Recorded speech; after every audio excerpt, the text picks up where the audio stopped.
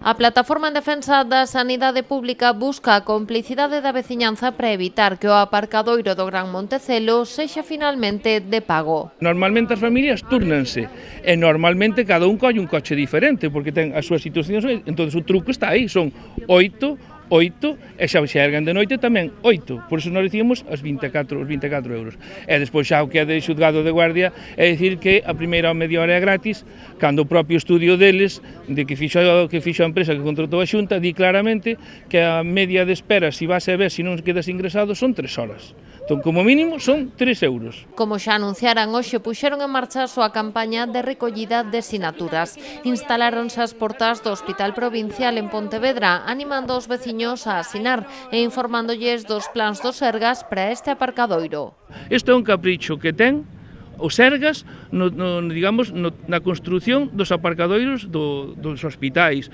Estos son 11 millóns. 11 millóns é un lixo para os Sergas nos orzamentos do Sergas. Entón, digamos que é un capricho. E hai solucións sin que sexa hipotecar o futuro dos pontevedreses e da área sanitaria durante 20 anos, non? A recollida avanza a bo ritmo, xa adiantan que a súa intención non é presentar unha iniciativa legislativa popular, pero sí conseguir un número de apoios suficientes que demostren a oposición da cidadanía a que este equipamento sexa privado, algo que tamén se está a sumar o persoal sanitario.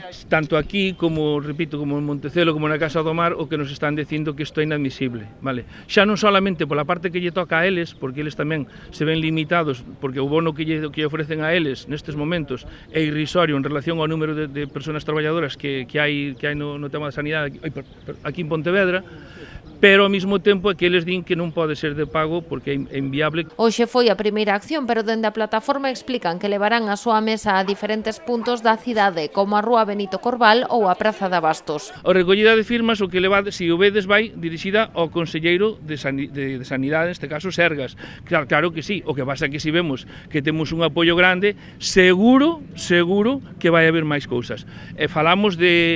Podemos falar de concentracións, de peches, de movilizacións, podemos falar de moitas cousas. Tampouco desbotan realizar algunha iniciativa dirixida á mocidade. Calculan que estenderán a campaña ata a primeira semana de marzo.